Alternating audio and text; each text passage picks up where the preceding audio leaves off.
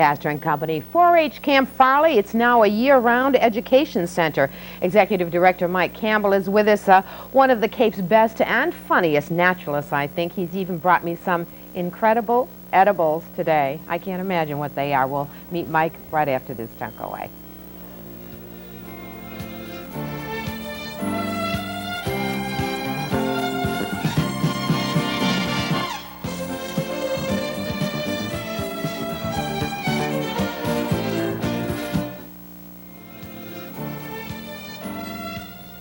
Welcome back. 4-H Camp Farley in Forestdale has survived its ups and downs of camp life for over 50 years. Today it is now expanded. It's an outdoor education center with programs year-round, a summer camp, opportunities for other non-profit groups to use and visit the property, and much more. Let me tell you a little bit about our guest today, Mike Campbell. He used to, when I first met him, travel all around the Cape beaches in a van promoting marine life education and anything else that was crawling along the beach. Then he acted as a curator of exhibits at the Cape Cod Museum of Natural History. Today, of course, he is the executive director of Camp Farley, and you have breathed some new and exciting life and enthusiasm into the camp, and you and many, many others, and congratulations. Things look good. Like a phoenix rising up from the ashes, the camp is just booming, and it's been a lot of work. Yeah, it's actually a very exciting time to be involved with an organization that is going through a series of changes, both physically and organizationally. We've developed a entirely new slate of programs that hopefully will be innovative and contemporary enough to meet the needs of both the education and the child care needs of the 90s. And in meeting the needs of the 90s, also changing maybe the philosophy of, quote, camp, unquote. It's no longer a summertime experience, it's a year-round experience.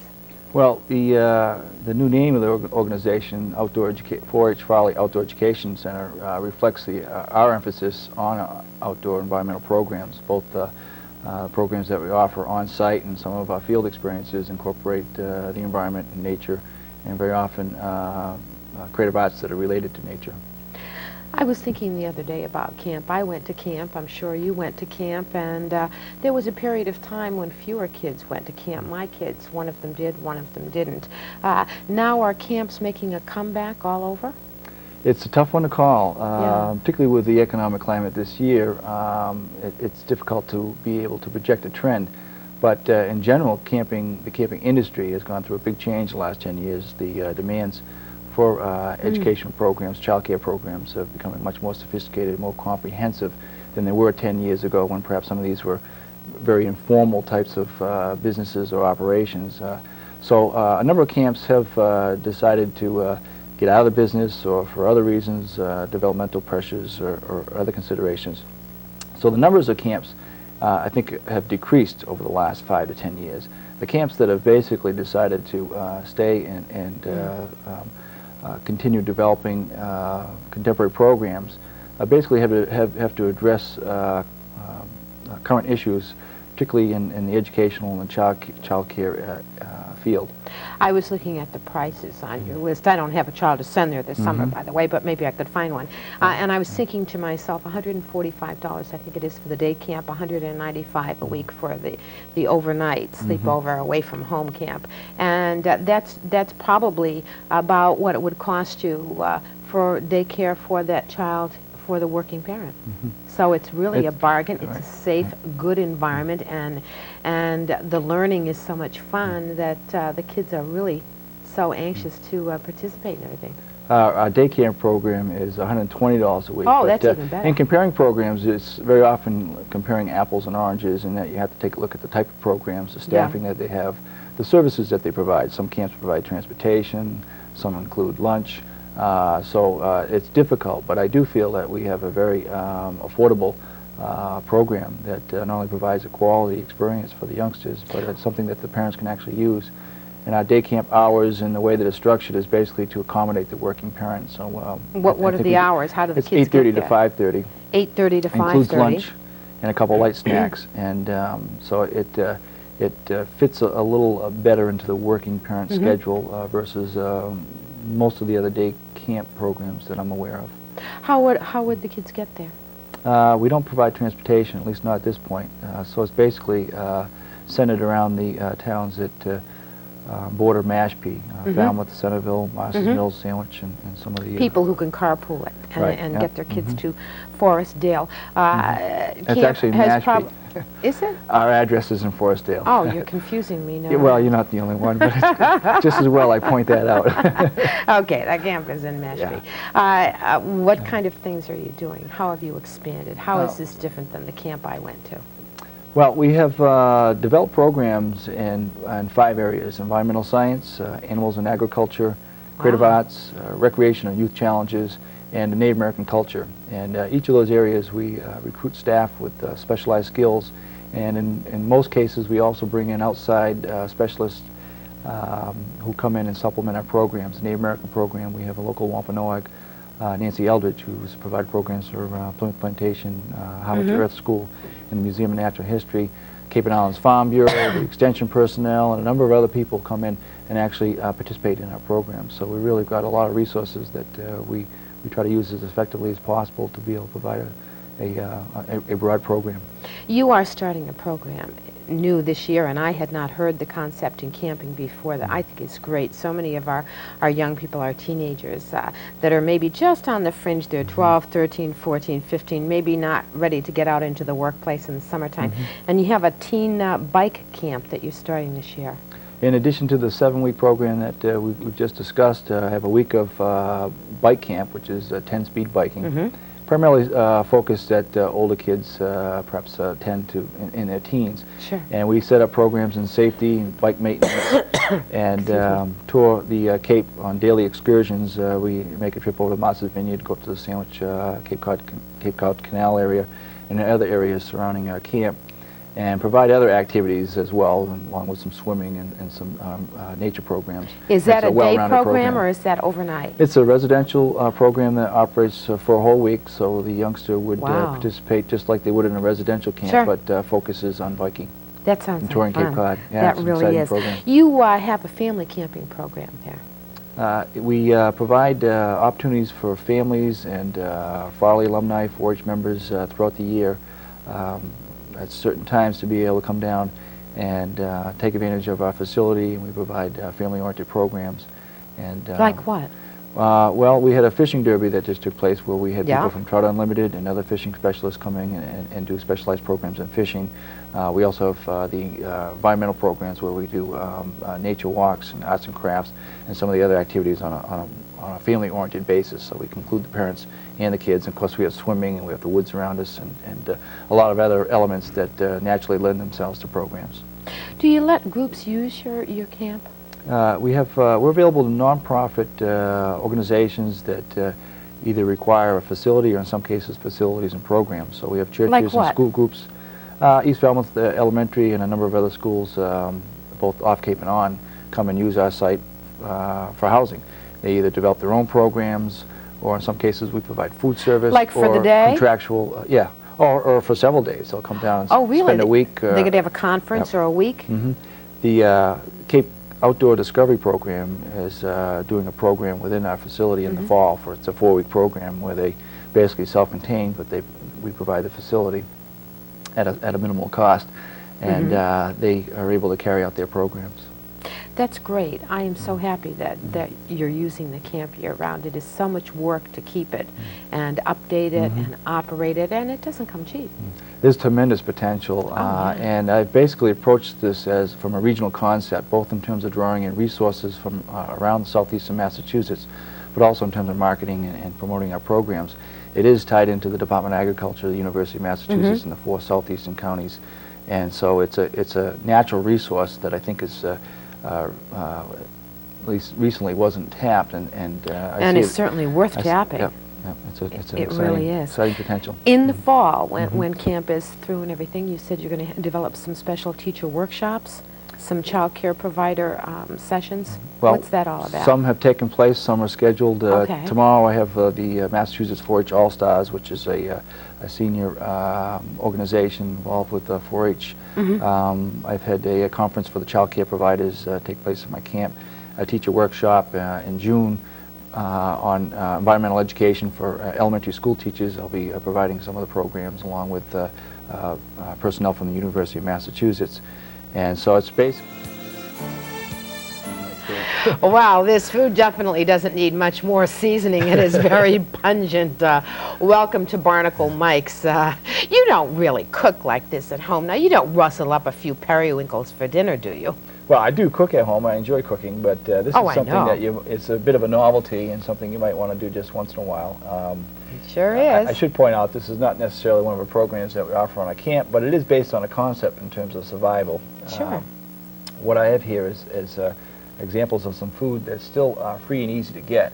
Basically, as food becomes popular, it also becomes limited in its quantities, and very often you need licenses and whatnot. My grandfather used to be able to go out and dig quahogs any time of the year, as much as he wanted. So blue mussels at one time, you couldn't give them away, but as they become popular, they become licensed and a little more difficult to get. Well, there's still, to the resourceful person, food that's still available along the beach that you could actually make a meal from or based on, and this is what this concept is based on. Tell me why you brought these shells. Well, this is a knobbed whelk, and this is a large snail that you can find on the south side of the Cape, and it's a delicacy in some places. Of course, squingili is a very popular Italian dish, but here in the Cape, it's pretty much overlooked. But you can find that in shallow water, either wading or snorkeling. And the meat will be, obviously. It's like a big snail in there. You do have to either freeze or boil it to be able to remove the meat from the shell. Cut up the meat, pound it, tenderize it, and you can make either conch salad or conch chowder, much like you would clam chowder. So you just freeze shell and all? Right. Yeah. What is and the that little way one? You can save the shell, too. That's true. What is the little one? The little one is a different variation of a whelk. It's got a little channeled groove right along the top of the spiral. And hence its name, channeled whelk, whereas this is the knobbed whelk for obvious reasons. So you found a bunch of these, put them in a baggie, stuck them in the freezer, and then took them out? Just removed them, diced them up, and sauteed them along with onions and potatoes, and a regular chowder recipe. And made a stew. And you can make conch chowder.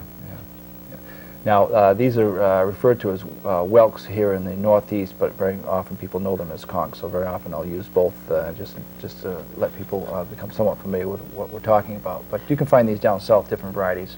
Okay, is this a 6-course meal that you have Well, actually, no, I just brought a couple of items, and again, the concept, anywhere from blue crabs, which can be found further south and are very popular up here, unregulated.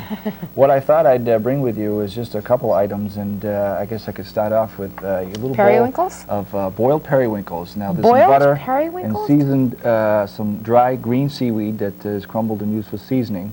And this is basically just a miniature variety. Now, you'd use a toothpick. Well, I know that, but I just want to it's a miniature variety of what's commonly known as escargot, or the largest snail variety. And less expensive, too. Yes, and a little smaller and perhaps difficult to really get a meal on. But as a novelty, you can pick them out with a toothpick.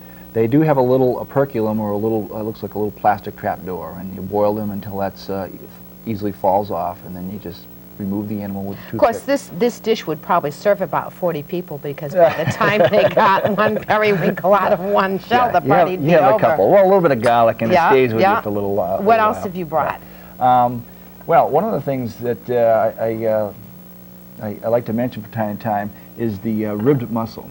Ribbed mussel. Now, this actually, the common misconception with ribbed mussels is that they're poisonous. In fact, in some literature, they're known as the inedible mussel.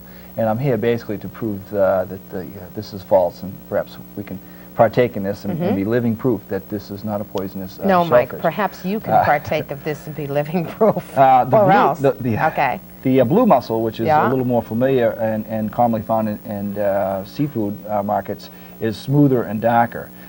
This is typically found in marshes, and like all seafood, you want to be sure of the location that you remove your shellfish from. You check with your local shellfish officer to make sure that it's clean waters. And primarily, I remove mussels in fast-moving marsh areas where they have good tidal flow and whatnot.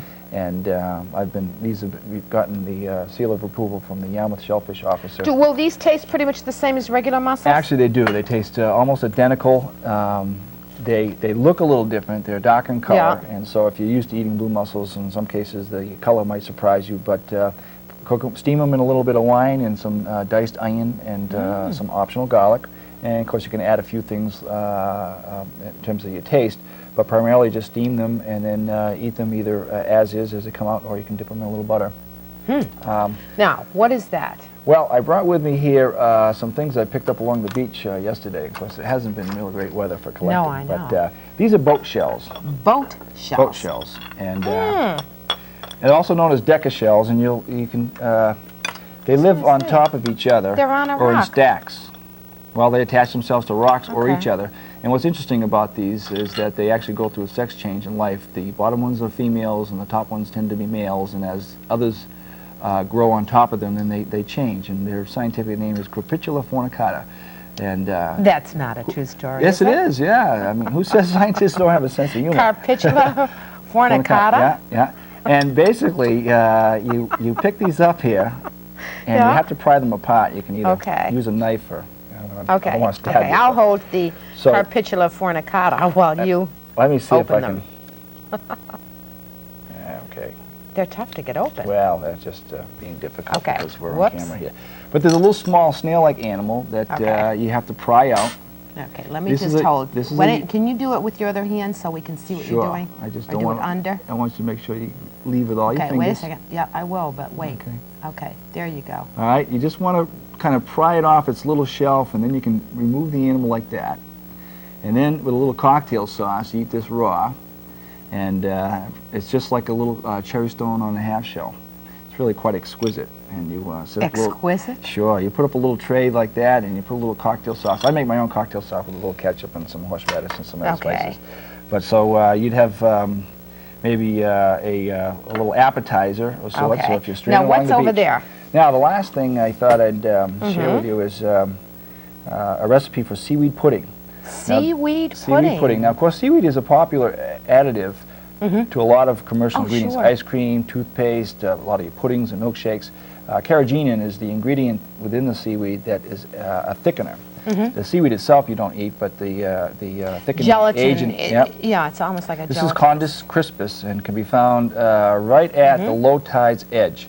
Okay. It likes to stay underneath the water at all times, but it'll live right at the where low tide is the lowest, beneath the water surface. So if you collect it, you have to feel around in the rocks and be able to pull this off. Now, it's all in here.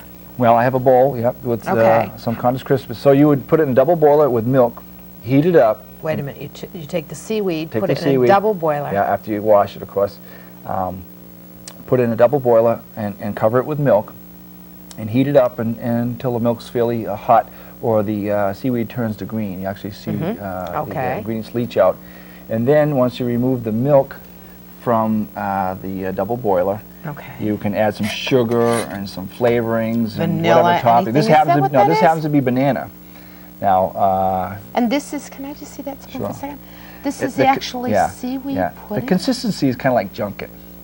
I find that kids really enjoy this if they get to actually make this. If you prepare this and say, kids, we're going to have seaweed pudding, well, they usually don't buy it. But if you take them out and they help collect the seaweed and help make the pudding, well, then they're a little more anxious to actually taste it. Nutritionally, would this be something that's really high in Well, something? it depends on how you make it. I've made this with low-fat milk, but I think I probably put a little too much sugar in this batch, so it's probably going to be kind of sweet. But you can basically use it as a base. Of course, the seaweed is just a thickener. I'm just trying to see what it smells so like. you It can add doesn't as- smell like seaweed. You can add sweet and low and some other kinds of fruit, and you can make this as nutritional or That's good. calorie conscious as you'd like. It's good. I happen to have a You sweet put tooth, fresh so, strawberries, yeah. blueberries? That's right. Oh yeah. And in some cases you can put in artificial colorings. I mean, you can get a little creative, but that gets a little further away from the natural concept. That is good, though. Yeah. I have to say it is. It really is. What else? That is the end of our snacks for today. Well, that would basically be able to provide a meal. If you got some guests coming down on the Cape and you Okay. find yourself a little short, this could be an And out. we would just say we're going to go out and hunt our dinner. That I really liked what you said earlier, though, about taking something like this and really using it. Thanks very much for joining us. Tomorrow, a very special announcement that will amaze and delight you, something that will revitalize downtown Hyannis more than you could ever imagine, and has something to do with the Kennedy family. Until then, I'm Nancy Lancaster. Have a great rest of the day.